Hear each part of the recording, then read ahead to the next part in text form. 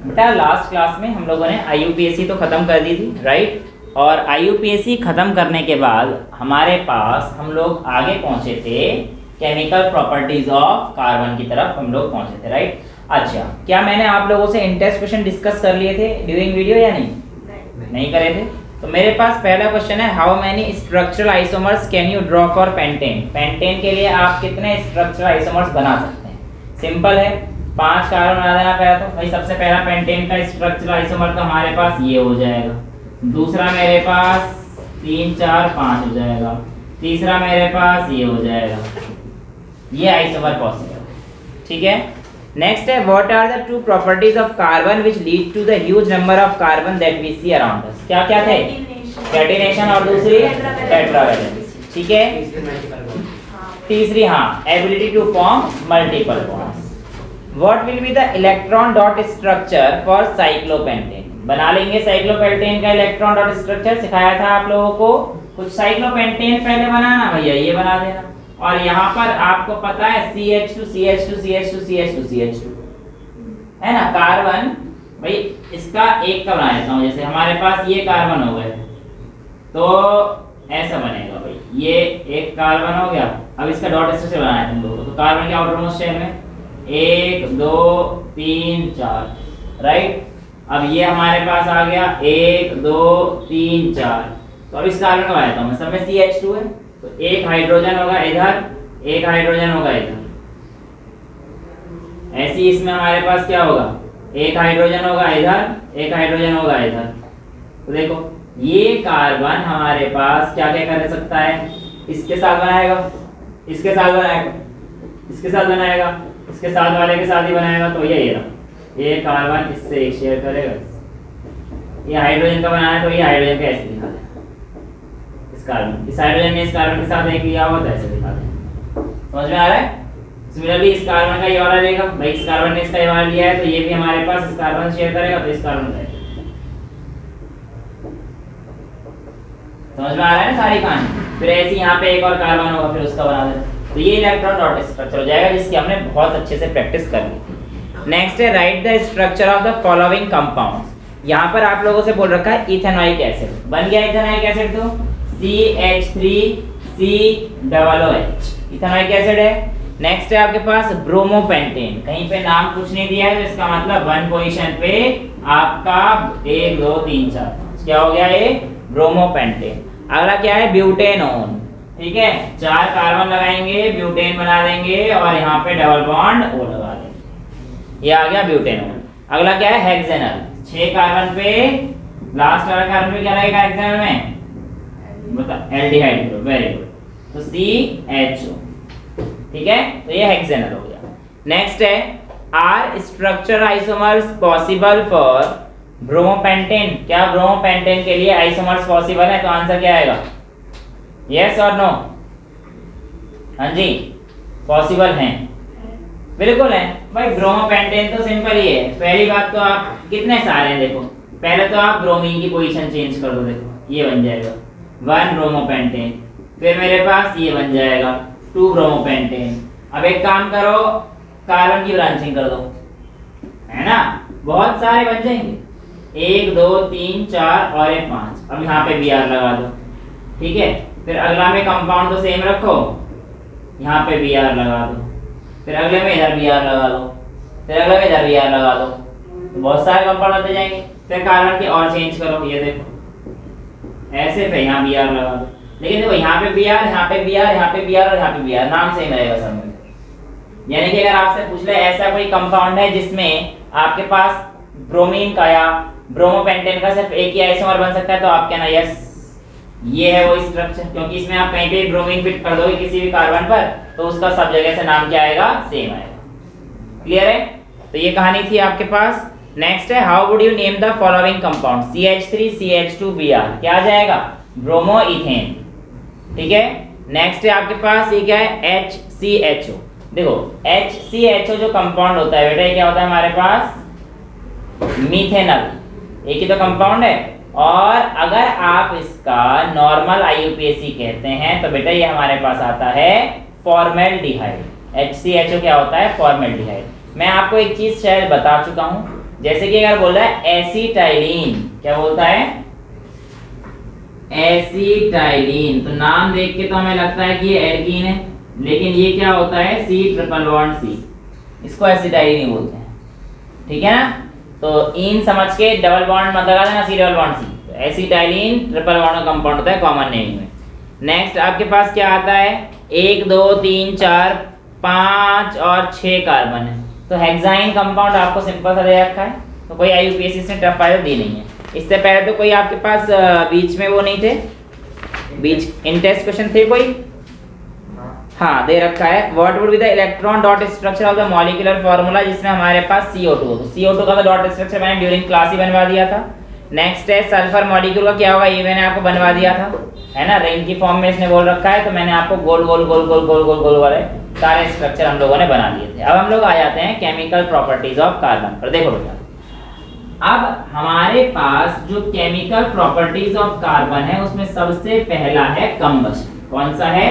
Combustion. देखो जितने भी कार्बन के हम लोगों ने एलोट्रॉप्स पढ़े थे, अगर मैं उन सभी की बात करूंगा तो एक सिंपल सा फंडा होना है कि कार्बन हमारे पास ऑक्सीजन की प्रेजेंस में आकर रिएक्ट करेगा और सिंपल क्या देगा बेटा हमारे पास? Carbon dioxide. और ये सिर्फ एक कंपाउंड के लिए नहीं, कार्बन के जितने भी इलेक्ट्रॉन्स बेटा, चाहे वो डायमंड हो, चाहे वो ग्रेफाइट हो, जितने भी कंपाउंड्स थे बच्चा, सब में हमारे पास क्या था कि कार्बन ऑक्सीजन के साथ रिएक्ट करके क्या बनाएगा?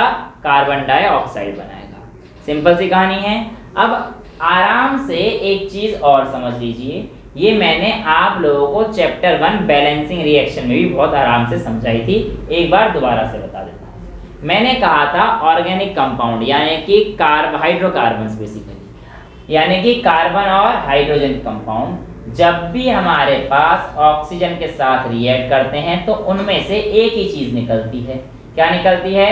वाटर और CO2, ठीक है? तो यहाँ पर आप लोगों को बोला जाएगा कि अगर मेरे पास CH4, ये मीथेन, इसकी मैं ऑक्सीजन के साथ रिएक्शन कराता हूं तो बेटा मेरा हमेशा निकलना क्या है? वो फिक्स है, CO2 और H2O ही निकलना है, इस बात में कोई दो राय नहीं बनेगी, ठीक है?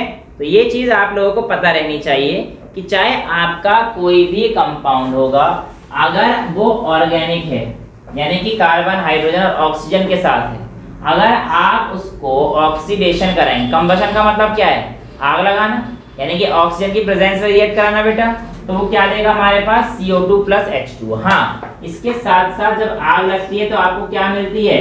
गर्मी मिलती है। उसके अलावा लाइट दिखती भी तो है चीजें, तो हीट एंड लाइट एनर्जी भी आप लोगों को देखने को मिल जाती है। लेकिन ये कहानी तब होगी जब कार्बन के साथ हाइड्रोजन होंगे। नॉर्मल कार्बन के बेसिक फॉर्म में बस CO2 निकल के कहानी वहीं तक सीमित रह जाएगी, ठीक है? अब अगर मैं इसी चीज को बेटा ऑर्गेनिक कंपाउंड के किसी दूसरे मॉलिक्यूल जैसे कि अल्कोहल ले लेता हूं, कोई CH3OH ले लिया मैंने, इसको अगर मैं रिएक्शन कराऊंगा ऑक्सीजन के पास तो भी बेटा मेरे पास क्या आएगा? CO2 प्लस H2O और उसके साथ भी हमारे पास क्या रहेगा? हीट और लाइट एनर्जी। यानी कि हमें ये समझ में आता है chemical properties of carbon compounds में कि जो भी हमारे पास कार्बन के कंपाउंड्स रहते हैं, अगर वो नॉर्मल सिर्फ कार्बन वाले रहते हैं तो और ऑक्सीजन के साथ रिएक्ट करेंगे तो क्या बनाएंगे बेटा हमारे पास? CO2। लेकिन अगर बाकी जितने भी ऑर्गेनिक कंपाउंड जैसे कि अभी हमने हाइड्रोकार्बन्स वगैरह पढ़े, उनकी रिएक्शन कराता हूं तो मेरे पास अलोंग विद कार्बन डाइऑक्साइड और वाटर क्या चीज निकालते हैं बेटा? वो लाइट और हीट एनर्जी भी अपने साथ साथ देते हैं। अब जितने भी आप लोग अपने आसपास की चीजें देखते हैं वो सभी के सभी किसी न किसी फॉर्म में कार्बन की ही है, और ये कार्बन पे ही दुनिया सस्टेन करती हुई है। अब यहाँ पर मैं आपको समझाने जा रहा हूँ कि आप लोगों के पास कोल वगैरह बना कैसे होगा। दूसरा मैं आपको बताने जा रहा हूँ कि आपके पास जो गैस घरों में जलती है वो क्या होती है और कैसे होती है। मैं ये तो आपको पहले ही बता चुका हूँ कि जो आपकी LPG गैस होती है उसमें ब्यूटेन होता है, राइट, और स्मेल उसकी आती है सल्फर कंपाउंड से, मरकैप्टो कंपाउंड से, राइट। ये चीज तो हम लोग पहले भी देख चुके हैं। लेकिन अब हम लोग देखने वाले हैं कि अगर आपने ध्यान दिया हो और अगर आपने मोमबत्ती जलाई हो तो मोमबत्ती एक ब्लू से कलर के फ्लेम ऊपर रहता है, फिर बीच में येलो रहता है ना, और फिर सबसे अंदर रेड रहता है, ऐसा कुछ एक फ्लेम आपको देखने को मिल जाएगा। तो ऐसा क्यों होता है, अलग अलग फ्लेम क्यों होते हैं, क्या इनका सिग्निफिकेंस है, ये सब चीज़ें बेटा अलग अलग तरीके से आप लोगों को पता रहनी चाहिए। सबसे पहले अगर हम लोग बात करते हैं तो हमारे पास आता है कि कोई भी चीज़ हमारे पास बर्न अच्छे से क्यों होती है, तो इसका आंसर होता है आपके पास दो तरीके के कंपाउंड होते हैं, अनसैचुरेटेड कंपाउंड्स और सैचुरेटेड कंपाउंड्स। जो आपके पास सैचुरेटेड कंपाउंड्स होते हैं बेटा वो बिल्कुल क्लीनली बर्न्ड होते हैं और कोई ज़्यादा पॉल्यूशन आप लोगों के पास नहीं करते हैं। तो ब्लू फ्लेम जो बिल्कुल आपके पास परफेक्ट लाइटनिंग आएगी वो किसकी होगी बेटा, आपके पास सैचुरेटेड कार्बन की। लेकिन आप लोग अगर ध्यान से कभी कोयले के पास बैठे होंगे या अंगीठी में अगर आपने हाथ सेके होंगे तो आपने देखा होगा जब वो कोयला जलता है तो तुरंत बहुत जो है बहुत अच्छा तो वो आता नहीं है, और अगर आप लोग बैठे होंगे उसमें फूंक मारी होगी तो आंखों में इतना भयंकर धुआं जाता है जिससे कि आंखों से नानी याद आ जाती है ना। हाथ जलता भी नहीं है, कई बार तो धुआं ही धुआं जलता रहता है बस। तो ये क्या है, बहुत सारा स्मोक पार्टिकल्स ये सारी चीज़ें हमें दे रहा होता है बेटा। तो ये क्यों होता है, क्योंकि उन कंपाउंड्स में क्या होता है, आपका अनसैचुरेशन ज़्यादा रहती है। अब यहाँ पर आप लोग मुझे बताइए जो आपके घरों में एलपीजी आती है क्या वो आपके पास ब्लू फ्लेम वगैरह से जलती है? आपके घरों में जो लाइट जलती है वो कौन सी फ्लेम की लाइट कह रहा हूँ, गैस आती है, कौन सी आती है, ब्लू फ्लेम में आती है ना। तो इसका मतलब वो कैसी है, सैचुरेटेड है अनसैचुरेटेड है, सैचुरेटेड है। और मैंने क्या बोला, ब्यूटेन है, और ब्यूटेन कैसा कंपाउंड हो गया, एल्केन। तो एल्केन किस कैटेगरी में आता था, सैचुरेटेड। क्लियर है सारी चीजें? कुछ पूछ रहा है? पानी तो बेटा वो तो बाहर है ना, हाँ तो पूछो।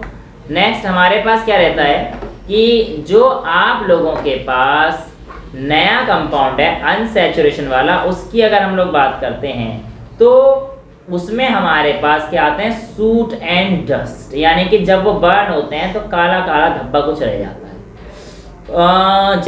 जैसे कि मैं आपको बताता हूँ, आपके घरों में जो बर्नर होता है उसमें नीचे छेद होते हैं, वो क्यों करे जाते हैं बेटा, वो इसलिए करे जाते हैं ताकि हाँ आपके पास to facilitate the amount of oxygen, यानी कि जो आपके पास अमाउंट ऑफ ऑक्सीजन जा रहा है वो अच्छा आ जाए तो आपके पास कहानी बढ़िया रहती है। नेक्स्ट अगर मैं बात करूंगा तो आप लोगों ने ये भी चीज़ नोटिस करी होगी कि आप लोग अगर कुछ टाइम के बाद जब गैस खत्म होने वाली होती है या फिर और कुछ भी होता है तो येलोइश फ्लेम ज़्यादा आना शुरू हो जाती है, फिर रेडिश ऑरेंज सी फ्लेम बन जाती है, और इसके अलावा बर्तन भी काले पड़ने लग जाते हैं। तो बेटा इस बात का ये मतलब है गैस खत्म होने वाली है, आपका जो सैचुरेट था वो तो सारा यूज अप हो चुका है, अनसैचुरेशन कहीं ना कहीं जो भी रहा होगा थोड़ा बहुत वो जल रहा है। दूसरा रीज़न क्या हो सकता है इसका, आप लोगों के गैस के जो बर्नर्स होते हैं उसमें हमारे पास होल्स रहते हैं, अगर उन होल्स में बार बार दिन डेली साफ सफाई ना करने की वजह से चीज़ें जम जाती हैं, मैल जम जाता है या फिर कुछ भी जम जाता है XYZ, तो होगा क्या कि जो ऑक्सीजन है वो प्रॉपर नहीं जा पाएगी, और जब ऑक्सीजन प्रॉपर नहीं जा पाएगी तो क्या हमारे पास बर्निंग एफिशिएंट होगी, नहीं होगी।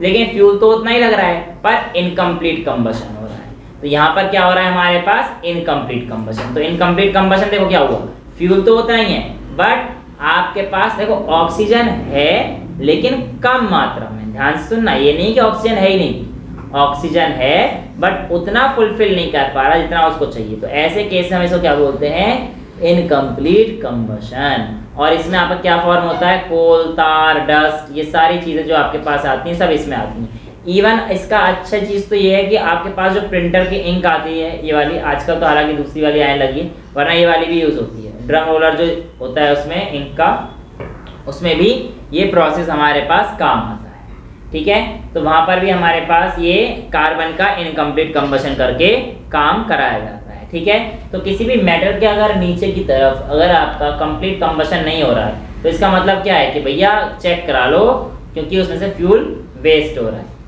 ठीक है, तो जनरली ब्लू फ्लेम ही आप लोगों के पास आनी चाहिए। ठीक है, अब जो आपके पास कोल और पेट्रोलियम होता है बेटा, आप कहोगे कि सर वो तो बिल्कुल बहुत बढ़िया फील होता है, लेकिन फिर भी मतलब ऐसा क्यों है कि वो आपके ब्राउन येलो आ जाता है, थोड़ा सा फिर रेड आ जाता है, उससे पूरा ब्लू चल चल के ख़त्म हो जाना चाहिए था। नहीं, ऐसा नहीं होता। होता क्या है कि जो आपके पास फ्यूल होता है उसमें कुछ मात्रा में बेटा उस फ्यूल में नाइट्रोजन और सल्फर के पार्टिकल्स भी पाए जाते हैं, और ये जो नाइट्रोजन और सल्फर के पार्टिकल्स जो इसमें पाए जाते हैं वो ही सबसे ज़्यादा हमारे एनवायरनमेंट में क्या करते हैं, पॉल्यूशन कर देते हैं। और जो आपके पास ये एयर पॉल्यूशन, हालांकि अभी हम लोग दिल्ली में रह रहे हैं, बाकी उसका क्या ही बात करें, है ना। AQI इस समय पर सीवियर क्वालिटी में है, और इस समय पर मैं देख सकता हूँ सभी बच्चों ने मास्क लगा रखे हैं, तो काफ़ी मैं धन्यवाद कहना चाहता हूँ सब बच्चों का, है ना। लेकिन मैं फिर भी ऐसे ही पढ़ा रहा हूँ, है ना। जो नहीं लगा के आ जाए, 1-2 बच्चे हैं ऐसे जिन्होंने नहीं लगाया हुआ है, वो कल से लगा के आ जाए। ये पॉल्यूशन बहुत ज़्यादा है बेटा, है ना। तो एक्चुअल में इस पॉल्यूशन में होता क्या है, इस चीज़ को अभी हम लोग देख लेते हैं, है ना। वैसे तो मैं आपको बता चुका हूँ ये, जब मैंने आपको रेस्पिरेशन कराया था। होता क्या है कि जब आप लोग सांस ले रहे होते हैं, सांस के साथ साथ ये जो हवा में छोटे छोटे पार्टिकुलेट्स हैं ये अंदर चले जाते हैं, और आपकी जो रेस्पिरेटरी सिस्टम की डेलिकेट थिन लेयर, तो बेटा मैं रेस्पिरेटरी सिस्टम को बता रहा था किस तरीके से खराब कर रहा है ना। तो इस तरीके से खराब कर देता है। कैसे कर देता है, तो मैंने बताया था बाहर से पार्टिकुलेट्स आप लोग लेते हैं, वो पार्टिकुलेट्स ऐसे होते हैं कि बेटा आपके जो नोज सिस्टम है यानी कि रेस्पिरेटरी सिस्टम है, ये इनको फिल्टर आउट नहीं कर पाता, और आपके पास जैसे आप सांस ले रहे हो बिल्कुल सीधा एल्वियोलाई तक पहुंच जाते हैं। यानी कि इतने छोटे छोटे पार्टिकल के साइज होता है इनका कि वो सीधा किसको अफेक्ट करता है, आपके रेस्पिरेटरी सिस्टम, और सीधा एल्वियोलाई तक पहुंच जाता है। फिर वहाँ पे जाके उनकी जो फाइन डेलिकेट हेयर लाइनिंग्स वगैरह होती है उन पे जाके चिपक जाता है, जिसकी वजह से आपके पास सांस लेने वगैरह में बाद में धीरे धीरे जब एक्यूमुलेशन होगा तो क्या आएगी, तकलीफें आएंगी। ठीक है, ये कहानी रहती है हमारे पास कि कोई भी चीज़ हमारे पास कैसे होती है। अच्छा, कोई भी चीज़ हमारे पास क्लीन फ्लेम की क्यों जलती है या फिर क्लीन फ्लेम की क्यों नहीं जलती, तो देखो बेटा एक्चुअल में तो क्लीन फ्लेम उसका आता है जो वेपर फॉर्म होती है ना, जितना अच्छा वेपर, यानी कि देखो गैस सबसे अच्छी जलती है क्योंकि वो हमारे पास जो कार्बन होता है उसकी वेपराइज फॉर्म होती है ना, और वही वेपराइज फॉर्म ही आप लोगों को इग्निशन देती है। इग्निशन मतलब लाइट वगैरह देती है। तो जो आपके पास वेपर या फिर गैस की फॉर्म में होगा वो सबसे अच्छा बर्न करेगा। ठीक है, तो जो आपके पास घरों में एलपीजी आती है किस फॉर्म में आती है, गैस। जैसे ही लाइटर से या फिर माचिस से आप लोग आग लगाते हो तो क्या होता है बेटा, उसमें क्लीन फ्लेम के साथ जल जाती है, और वो जब क्लीन फ्लेम के साथ जल जाती है तो उससे हमें पता पड़ता है कि भैया ये तो बिल्कुल प्योर फॉर्म है और सैचुरेटेड फॉर्म है। लेकिन मैंने आपको पोलर अंग्रेजी का बता दिया, ऐसा क्यों होता है, वेपर फॉर्म जो जलती है उससे तो आग आ ही जाती है, बाकी जो अनसैचुरेशन है उसकी वजह से धुआं धुआं हो रहा होता है। पेट्रोलियम भी ऐसे जलता है, और पेट्रोलियम का चलो फॉर्मेशन एनसीईआरटी में दिया भी है मेरे हिसाब से, है ना। देखो ये बोल रखा है, a luminous flame is seen when the atoms of gaseous substance are heated and starts to glow. और हर एक एलिमेंट की अपनी एक कैरेक्टरिस्टिक प्रॉपर्टी होती है कि वो कैसा ग्लो करेगा। जैसे आयरन रेड हॉट ग्लो करता है, कॉपर ब्राउन हो जाता है। तो हर एक एलिमेंट की बर्न होने पर अपनी एक अलग कैरेक्टरिस्टिक प्रॉपर्टी होती है। ठीक है, इतने सारे एलिमेंट्स आप लोगों को जो पता हैं वो सब जलने पर अलग अलग कलर शो करते हैं अपने जलने पर। कोई कुछ जलने पर कुछ कैसा दिखाएगा, कोई कुछ जलने पर कैसा दिखाएगा। तो हैं जी, वॉयलेट भी दिखता है, ब्लू भी दिखता है, पर्पल भी दिखता ही है, रेड भी दिखता है, सब दिखता है मैडम। ठीक है मैडम, तो यहाँ पर बेटा आपके पास ये सारी प्रॉपर्टीज आपको पता होनी चाहिए। अब हम लोग जानते हैं कि हमारे पास formation of coal and petroleum कैसे बनता है। देखो एक्चुअल में तो कोल एंड पेट्रोलियम है क्या, वैसे तो सारा कार्बन ही है। अब ये कार्बन बना कैसे होगा, आइए इस बात पे एक बार थोड़ा सा जानने की कोशिश करते हैं। देखो बेटा, आप लोगों ने सुना होगा कि जो सबसे ज्यादा तेल है वो कहाँ पर है, सऊदी अरेबिया में, या फिर इस जोन में, अफ्रीका के थोड़े बहुत 1-2 जोन हैं, है ना। ये ऐसा क्यों है, आइए इस चीज को, शायद मैं 100% तो नहीं कह रहा हूँ, पर जितनी मुझे थोड़ी बहुत समझ है साइंस के अलावा बाकी चीजों की, उसके हिसाब से मैं आप लोगों को बता देता हूँ। Formation and coal and petroleum takes you people back to a very old age, जिसको हम लोग कौन सी एज बोलेंगे, इवन आपके पास ये जो जुरासिक एज वगैरह भी आई थी ना, उसके बाद वाली एज से भी अगर हम लोग देखेंगे तो वो भी चल जाएगी।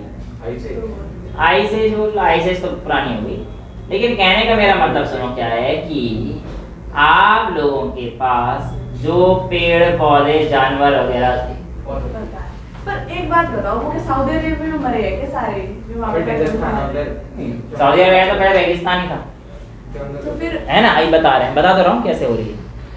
मैं ये नहीं कह रहा, मैं तो पॉसिबिलिटी बता रहा हूँ। एक्चुअल में जहाँ पे इंडिया आ जाए यहाँ पे कभी था ही नहीं, है ना। वो तो थोड़ा बहुत ज्योग्राफी ऐसी बनी, वो पेस्ट होती रही। क्या कहते हैं तुम्हारे उसको, ज्योग्राफी जब हिलती है तो टेक्टोनिक मूवमेंट्स होते हैं ना, तो टेक्टोनिक मूवमेंट से जो प्लेट्स आती हैं डाइवर्जेंट कन्वर्जेंट ऐसे होते रहते हैं, स्लाइड हो जाती हैं एक दूसरे के ऊपर, इधर उधर हो जाती है। तो उसी तो बेटा और इस ये जो कॉन्टिनेंट है वो सब ऐसे ही बने। जब अगर आपके पास एक के ऊपर एक ऐसे आता है तो उबड़ खाबड़ हो जाती है, तो माउंटेन बन जाता है। जब ज्यादा फोर्स से आता है तो ज्यादा फोर्स से आता है तो माउंटेन बन जाता है ना। तो कहने का ये मतलब था कि आप लोगों के पास जैसे कि एक पेड़ था, मान के चलो एक जानवर था, मर गया। अब मर गया, उस समय पर कोई दफनाने या जलाने वलाने का तो सिस्टम था नहीं। जो जहाँ पड़ा है, जैसा पड़ा है पड़ा रहेंगे। धीरे धीरे क्या होगा, उसमें मिट्टी चढ़ेगी, मिट्टी चढ़ेगी, है ना। मिट्टी चढ़ने के बाद नीचे दबेगा, फिर धीरे धीरे नीचे जाता रहेगा, डिकम्पोजिशन होता रहेगा।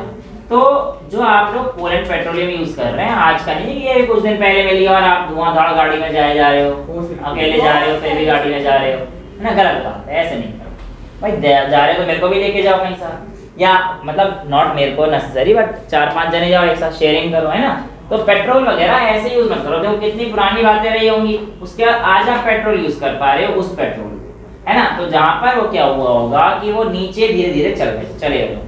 अब ऊपर क्या हो गई होगी, उनकी लेयर्स बन गई होंगी, है ना। यानी कि जो सबसे ऊपर लेयर आपको मिलती है वो सबसे नई वाली लेयर है। सबसे डीप में इतना खोदेंगे, इतना डीप जाएंगे, वो सबसे पुरानी लेयर रहेगी, राइट।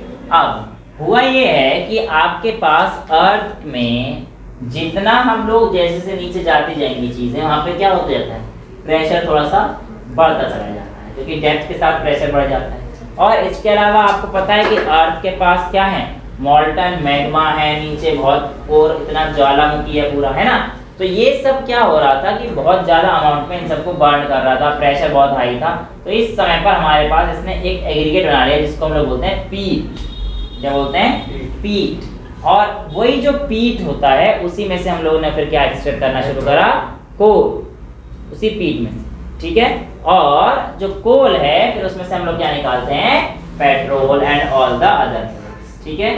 तो जनरली ज्योग्राफी जो पहले की थी बेटा वो कुछ इस तरह की थी कि वहां पर सबसे ज्यादा जो हैवी एनिमल्स वगैरह थे ना, वो जुरासिक से दिखाए तो यूएस के आसपास है ना, लेकिन ये है मेडिटेरियन सी के आसपास, ठीक है, वही जोन पड़ जाता है। मिसिसिपी मिसौरी वाले का पहले थोड़ा सा टेक्टोनिक मूवमेंट इधर उधर हुई होंगी कहीं ना कहीं से, तो हो सकता है कि ये एक पॉसिबिलिटी है कि वहाँ पे तेल क्यों चल रहा है। बाकी और भी रीजन, और भी अदर ज्योग्राफिक रीजन भी है, पर एक रीजन इनमें से ये भी हो सकता है कि पहले जो बड़े बड़े जानवर वगैरह जो रहे होंगे वो उस एरिया के आसपास रहे, है ना। तो ये हमारे पास चीजें पूछी जाती हैं कैसे क्या आपके पास आ गया। और बाकी तो आपको पता ही है कि फॉसिल फ्यूल क्यों बोल रहे हैं। फॉसिल मतलब भाई बहुत टाइम तक नीचे रहे हैं, अर्थ के नीचे रहे हैं, तो preserve, they are preserved as fossil. और फ्यूल आप लोग यूज कर ही रहे हैं, तो इसलिए हमारे पास ये कहानी आ जाती है, ठीक है। नेक्स्ट है आप लोगों के पास बेटा ऑक्सीडेशन, ये कंबशन की कहानी है। सारी कहानी क्लियर है कंबशन की। अगली जो कहानी है वो हमारे पास किसकी, ऑक्सीडेशन। देखो तो बेटा आफ्टर बहुत मशक्कत करने के बाद फोन में कुछ काम सही हो गया। अब देखते हैं अगली जो हमारे पास केमिकल प्रॉपर्टी है वो कौन सी है, ऑक्सीडेशन, राइट। ऑक्सीडेशन हम लोग पहले से ही पता है कि ऑक्सीडेशन का मतलब क्या होता है बेटा, सिंपल सी बात है, गेनिंग ऑफ ऑक्सीजन, है ना, ऑक्सीजन का एड ऑन। अब ध्यान सुनिएगा, हमारे पास जो हाइड्रोकार्बन्स होते हैं उसमें एल्केन वाले जो होते हैं वो बहुत ज्यादा रिएक्टिव नहीं होते हैं, दे आर स्लाइटली रिएक्टिव। तो ऐसे केस में उनके पास ऑक्सीजन का जाना पॉसिबल तो है लेकिन किसी बाहरी मदद से। और ऐसे एजेंट जो कि सब्सटेंस में ले जाकर ऑक्सीजन देते हैं उन्हें हम लोग क्या बोलते हैं, ऑक्सीडाइजिंग एजेंट्स। तो व्हाट आर ऑक्सीडाइजिंग एजेंट्स, दो substance which adds oxygen to the molecules are called oxidizing agents, right। अब ये जो ऑक्सीडाइजिंग एजेंट्स हैं आपको दो याद करने हैं जो आपके सिलेबस में हैं। तो ये दो ऑक्सीडाइजिंग एजेंट कौन कौन से हैं, तो आप लोग याद कीजिए K2Cr2O7, बेटा इसे हम लोग बोलते हैं पोटेशियम डाइक्रोमेट। क्या बोलते हैं, पोटेशियम डाइक्रोमेट। स्पेलिंग भी लिख देता हूं क्योंकि ये सिलेबस में है, पोटेशियम डाइक्रोमेट। ठीक है, तो यहाँ पर आपके पास पहला ऑक्सीडाइजिंग एजेंट आ जाता है OA मतलब ऑक्सीडाइजिंग एजेंट, और दूसरा KMNO4 बेटा पोटेशियम पर मैंगनेट। अब यहाँ पर ये दो जो हैं ये हमारे पास बेटा स्ट्रॉन्ग ऑक्सीडाइजिंग एजेंट है, लेकिन आप लोग जब बड़ी क्लास में आ जाओगे तो आप लोगों को जैसे PCC हो गया है, पाइरिडीनियम क्लोरोक्रोमेट, अब यहाँ पर जरूरी नहीं है आपको अभी पाइरिडीनियम क्लोरोक्रोमेट है ना, ये weak oxidising mild oxidising agent होता है, यानी कि ये रिएक्शन में बहुत ज्यादा ऑक्सीजन नहीं देता है ना। अभी हम लोग जैसे कार्बोक्सिलिक एसिड में 2 ऑक्सीजन होते हैं, लेकिन एल्डिहाइड में 1 ऑक्सीजन होता है। अब अगर हमें रिएक्शन करा ली और हमें रिएक्शन चाहिए कि एल्डिहाइड तक रुक जाए, तो हम लोग कौन सा इस्तेमाल करेंगे? Weak oxidising agent. कि स्ट्रॉन्ग किया तो वो तो फिर बाकी सब कुछ दे देगा, एल्डिहाइड तक रिएक्शन रोकेगा ही नहीं, तो सीधा कार्बोक्सिलिक एसिड देकर मानेगा। ठीक है, तो ऐसे केस में हम लोग स्ट्रॉन्ग और वीक को भी हम लोग ध्यान में रखते हैं। ठीक है, सो ये आपके ऑक्सीडाइजिंग एजेंट हो गए। अब ये काम कैसे करते हैं? जैसे कि आप लोगों ने इथेनॉल लिया CH3CH2OH, ये कहानी मैं आप लोगों के पास दे देता हूँ, और इसमें आपने इन दोनों में से कोई सा भी एक स्ट्रॉन्ग ऑक्सीडाइजिंग एजेंट ले। अब ऑक्सीडाइजिंग एजेंट लेने की वजह से क्या होगा कि आपके पास यहाँ पर क्या आ जाएगा, एक O एक्स्ट्रा आ जाएगा, तो यहाँ पर आपके पास क्या बन जाएगा, CH3COOH बन जाएगा। सिंपल सी बात थी, एक वो था, इस कंपाउंड में ऑक्सीडाइजिंग एजेंट ने क्या करा दिया, एक और ऑक्सीजन का एडिशन करा दिया, और ऐसे कंपाउंड में हम लोग क्या बोलते हैं कि ये ऑक्सीडाइज हो गया है। भाई यहाँ पर देखो एक ही है, ये जो बच्चा पीछे सो रहा है बोर्ड में देख ले, जो हमारे पास CH3CH2OH है, अगर मैं इसको स्ट्रॉन्ग ऑक्सीडाइजिंग एजेंट की प्रेजेंस में रिएक्शन कराऊंगा तो ये हमारे पास क्या आ जाएगा, CH3COOH।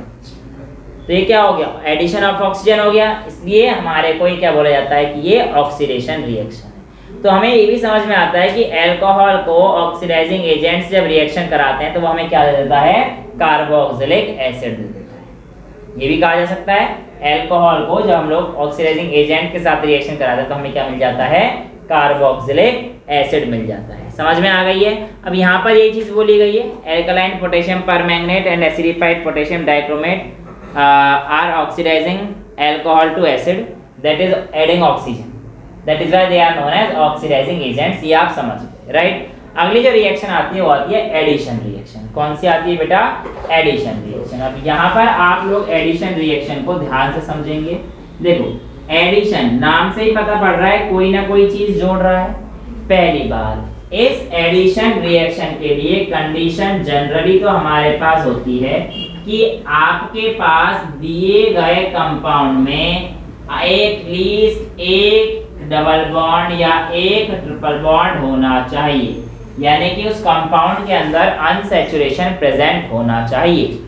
अब यहाँ पर आप लोगों के पास let's say CH2 double bond CH, ये मेरे पास इथीन होता है। इथीन को अगर मैं हाइड्रोजन के साथ रिएक्शन कराता हूं तो क्या होगा बेटा, यहाँ पर हमारे पास डबल बॉन्ड हट जाएगा, ये H ये H ये H और ये H इसके साथ, ये देखो 2 H तो इसके साथ थे ही। अब यहाँ पर जो एक H2 था उसमें से एक H इसके पास चला जाएगा, एक H इसके पास चला जाएगा। जब ये ऐसा हुआ तो ये डबल बॉन्ड हट जाएगा, यहाँ से क्या हो जाएगा, डबल बॉन्ड हट जाएगा। और जब ये डबल बॉन्ड हटेगा यहाँ से तो सिंगल बॉन्ड आ गया, और डबल बॉन्ड हटकर हमारे पास कंपाउंड में क्या ऐड हो गया, हाइड्रोजन ऐड हो गया ना, इसलिए इस रिएक्शन को हम लोगों ने क्या बोला, एडिशन रिएक्शन। याद रहे यहाँ पर आप लोगों के पास कुछ कैटलिस्ट का इस्तेमाल करना पड़ता है। वो जो कैटलिस्ट होते हैं 3, आप इनमें से कोई से भी इस्तेमाल कर सकते हो, प्लेटिनियम, पैलेडियम और निकेल, या फिर रेनी निकल भी कई जगह पर लिखा रहता है। ठीक है, अब होता क्या है, जो आप लोगों के पास अनसैचुरेटेड कंपाउंड्स हैं, आप लोग यहाँ पर देख रहे हैं, उनको हम लोग किस में कन्वर्ट कर रहे हैं, सैचुरेटेड कंपाउंड्स में कन्वर्ट कर रहे हैं। जो आपका घी होता है वो ठीक ठाक होता है और उसमें थोड़ी बहुत अनसैचुरेशन ज़्यादा पाई जाती है। तो जो अनसैचुरेशन ज़्यादा पाए जाते हैं उन सॉल्ट्स को या फिर उन घी वगैरह को हम लोग कहते हैं पूफा। क्या कहते हैं, पूफा। पूफा का मतलब क्या होता है? पॉली अनसैचुरेटेड फैटी एसिड, यानी कि ऐसे फैटी एसिड जिसमें बहुत ज्यादा अनसैचुरेशन है। पॉली का मतलब ज्यादा, अनसैचुरेटेड मतलब डबल बॉन्ड या ट्रिपल बॉन्ड, और फैटी एसिड यानी कि जिनमें ज्यादा डबल बॉन्ड या ट्रिपल बॉन्ड है, राइट। और दूसरे होते हैं मूफा, MUFA। ये जो मूफा होते हैं बेटा, इसे कहते हैं मोनो अनसैचुरेटेड फैटी एसिड, यानी कि इन कंपाउंड में केवल एक ही डबल बॉन्ड या ट्रिपल बॉन्ड है, राइट। अब इन दोनों में से अगर मैं बात करूंगा तो जो हेल्दी हमारी बॉडी के रहते हैं वो रहते हैं पूफा, पी से पापा वाला पूफा, ठीक है बेटा। जो पूफा होता है उसके अंदर हमारे पास कौन सा होता है बेटा? High density lipoprofile cholesterol, HDL cholesterol. ये बेटा हमारे पास जो कोलेस्ट्रॉल होता है HDL वाला, इसको बेटा हम लोग गुड कोलेस्ट्रॉल बोलते हैं, और LDL वाले को हम लोग बैड बोलते हैं, हाई डेंसिटी लिपोप्रोफाइल, है ना। तो यानी कि जो भी हम लोग लेते हैं खाना, जो हमें लेना चाहिए वो कौन से का लेना चाहिए? हमें पूफा का लेना चाहिए, ना कि मूफा का। लेकिन सस्ते के चक्कर में बाजार में कई बार चीजें मिल जाती हैं, अब मैं नाम तो नहीं लूंगा, लेकिन ये सस्ते तेल वगैरह जो मिल जाते हैं आप लोगों को, भाई नॉर्मल तेल अगर 120 रुपए किलो है, और अगर वही तेल आपको कह रहा है भाई हमसे ले जा 40 रुपए वाला, तो भाई 40 रुपए में जो पॉली की जगह क्या होगा? मोनो होगा, या फिर एक भी नहीं होगा, है ना। वो ऐसा कंपाउंड खिला देगा आपको, फिर आप कहोगे हमारा पेट नहीं सहन कर पा रहा। कैसे करेगा भाई? ये तो अंडा एसिड है, हेल्दी नहीं है इतना, है ना। तो ये आप लोगों से पूछा जाता है, और इसी चीज को हम लोग यूज करते हैं हाइड्रोजनेशन ऑफ वेजिटेबल ऑयल, ठीक है।